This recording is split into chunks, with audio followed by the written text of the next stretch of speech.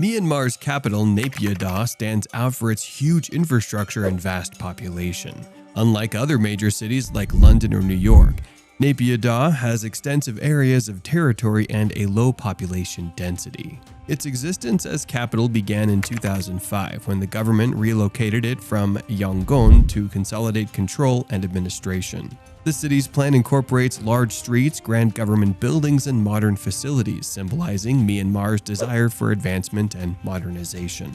However, its deserted streets and massive abandoned buildings have prompted some to call it a ghost city. A ghost city is a place that looks like a city but feels empty because there aren't many people there. Even though everything is well taken care of, there isn't the usual hustle and bustle you'd expect in a capital city. It's like a city without the lively energy of people going about their daily lives. Despite being well maintained, Naypyidaw feels more like a quiet, deserted place rather than a lively capital city. The city plays a crucial role as the political hub of Myanmar, serving as the location for the country's parliament and hosting heavily guarded government complexes. These complexes are where important decisions regarding the governance and administration of Myanmar are made. The presence of such significant institutions solidifies Naypyidaw's status as the center of political power in the country.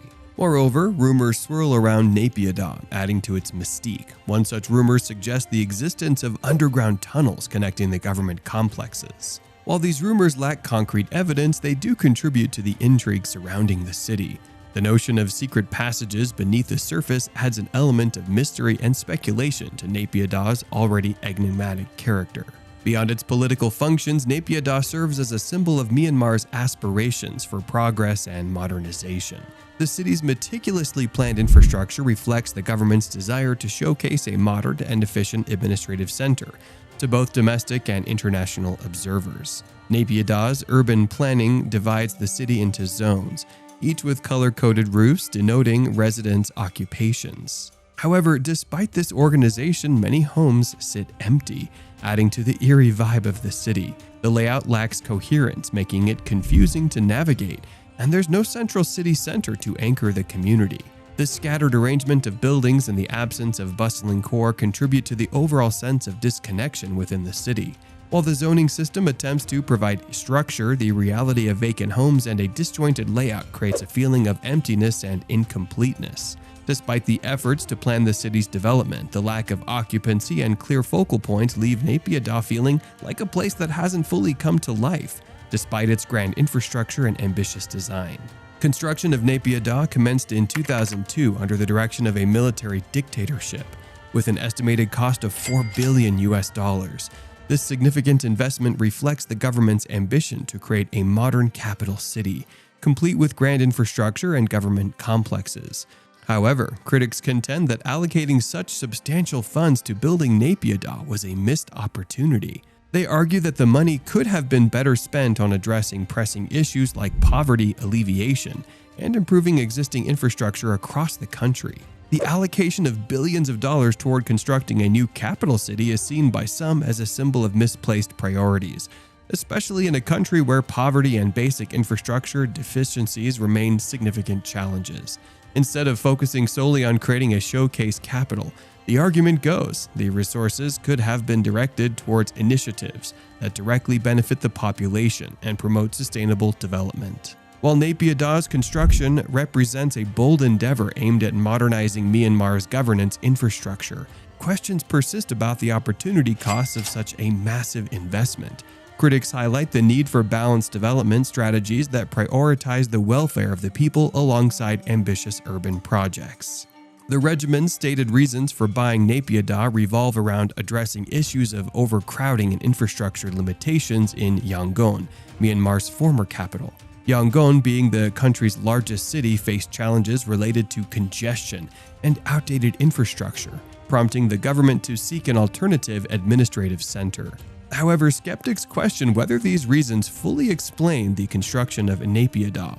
Alternative motives have been proposed, including defensive and strategic considerations. Some believe that the relocation of the capital of Naypyidaw was driven by a desire to distance the government from potential political unrest in Yangon, which historically has been a center of dissent and opposition activity.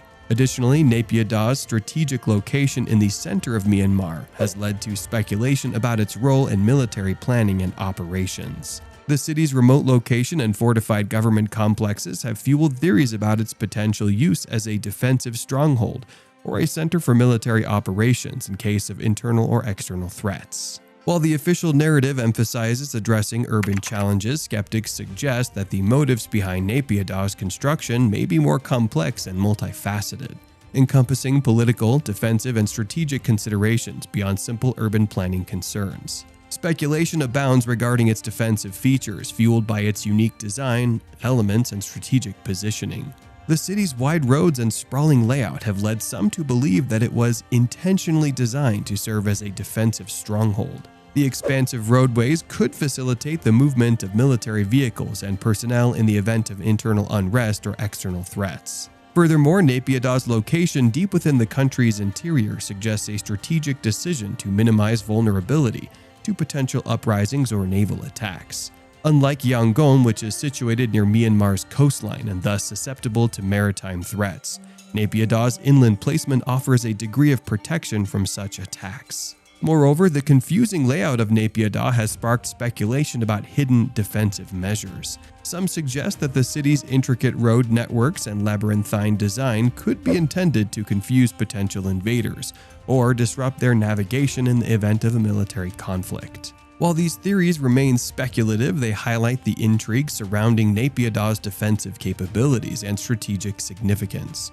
Whether intended primarily for administrative purposes or imbued with defensive considerations, Naypyidaw's design and positioning continue to invite speculation and debate about its potential role in Myanmar's military and security strategies. Comparing Naypyidaw with Yangon, Myanmar's former capital, reveals stark differences in their experiences amid the country's civil unrest. Yangon, as a major urban center and historical hotspot for protests and battles, regularly witnesses civil unrest and political upheaval. In contrast, Naypyidaw remains relatively isolated from such conflicts, prompting speculation about its strategic significance.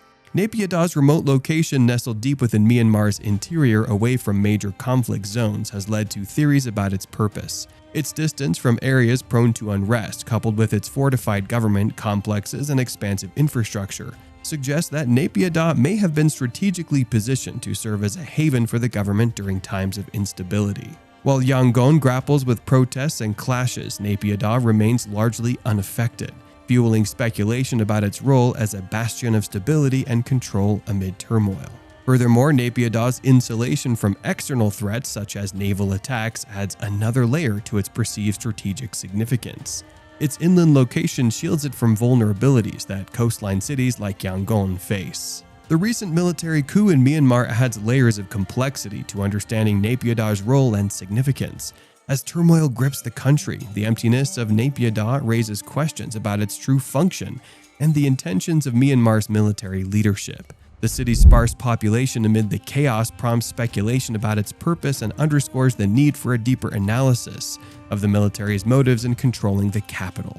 The unfolding events shed light on the enigmatic nature of Naypyidaw and its implications for Myanmar's political landscape. The city remains a puzzle, sparking ongoing speculation and debate about its origins, purpose, and significance. The city's enigmatic nature symbolizes the complexities of authoritarian regimes and urban planning strategies. Observers grapple with understanding its true role in Myanmar's political landscape. Its construction under a military dictatorship adds layers to the debate, highlighting the intersection of power, governance, and urban development. Naypyidaw's continued intrigue underscores the challenges of deciphering the intentions behind grandiose projects in contexts of political control and centralized power. Naypyidaw's mysterious vibe keeps people curious, making us wonder why it's so empty despite being the capital of Myanmar. It's a big topic of discussion, especially with recent events like the military takeover. Don't forget to give this video a thumbs up and subscribe to our channel. By subscribing, you'll stay up to date on more interesting stories about places like Naypyidaw. Thanks for watching.